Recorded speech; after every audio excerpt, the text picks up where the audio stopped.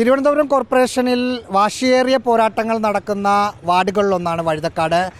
ആ വഴുതക്കാട് വാർഡിലെ പ്രധാനപ്പെട്ട 3 മുന്നണികളുടെയും സ്ഥാനാർത്ഥികളാണ്. രാഗി രവികുമാർ LDFന് വേണ്ടി മത്സരിക്കുന്നു. മുൻ ഡെപ്യൂട്ടി മേയർ കൂടിയാണ്. നീതു വിജയൻ കോൺഗ്രസിൻ്റെ UDFൻ്റെ സ്ഥാനാർത്ഥിയാണ്. ലതാ ബാലചന്ദ്രൻ NDAക്ക് വേണ്ടി BJPക്ക് വേണ്ടി മത്സരിക്കുന്നു.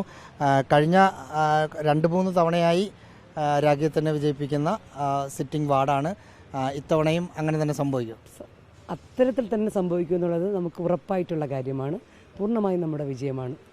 ഡെപ്യൂട്ടി മേയർ എന്ന നിലയിലും കുറേ പ്രവർത്തനങ്ങൾ നടത്തിയതാണ്. ഇത്തവണ LDF വരികയാണെങ്കിൽ അങ്ങനെ അത് പാർട്ടി തീരുമാനിക്കേണ്ട കാര്യമാണ്.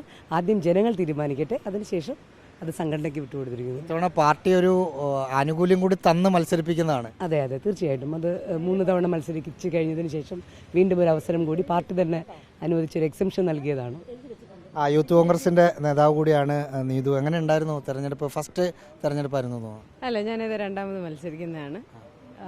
ഇവിടെ നല്ലൊരു സാധ്യതയാണ് ഞങ്ങൾ കാണുന്നത്.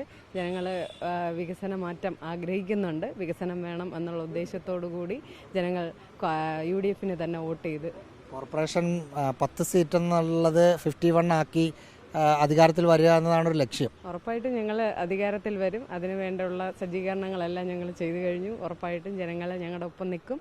ഭരണമാറ്റം ജനങ്ങൾ ആഗ്രഹിക്കുന്നുണ്ട്. വാർഡിത്തവണ BJPയെ തുണയ്ക്കോ? നമുക്കൊന്നും പറയാൻ പറ്റില്ലല്ലോ. ജനങ്ങളാണല്ലോ തീരുമാനിക്കുന്നത്. ജനങ്ങൾ എന്ത് ചെയ്യുന്നു, നമ്മൾ ജയിക്കുകയാണെങ്കിൽ ജയിക്കും. അത് സാധ്യതയാണ്. അല്ലാതെ നമ്മളാരും ഒന്നും പറഞ്ഞിട്ട് കാര്യമില്ല. എങ്ങനെയുണ്ട് വോട്ട് ചോദിക്കാൻ പോകുമ്പോൾ ആളുകളുടെ ഒരു പ്രതികരണം? എല്ലാവരും തരാം എന്നല്ലേ പറയാൻ പറ്റുള്ളൂ. ഞാനിപ്പോൾ സെക്കൻഡ് ടൈമാണ് ഇപ്പോൾ മത്സരിക്കുന്നത്. 2015 ഞാൻ മത്സരിച്ച. ഇത്തവണ BJPയുടെ സാധ്യത എന്താ കോർപ്പറേഷന്? BJP സാധ്യത ഉണ്ടെന്ന് തന്നെയാണ് നമ്മൾ കണക്കനുസരിച്ച്. പിന്നെ നമ്മൾ നന്നായിട്ട് വർക്ക് ചെയ്തു. ബാക്കി ഫലം വരട്ടെ.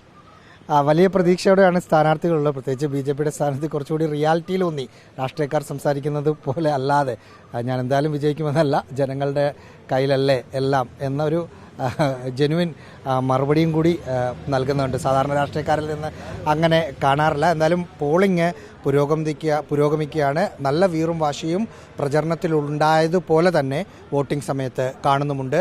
വീഡിയോ ജേർണലിസ്റ്റ് വിനയനൊപ്പം reporter Ahees Rasheed, in reporter, Thiruvananthapuram.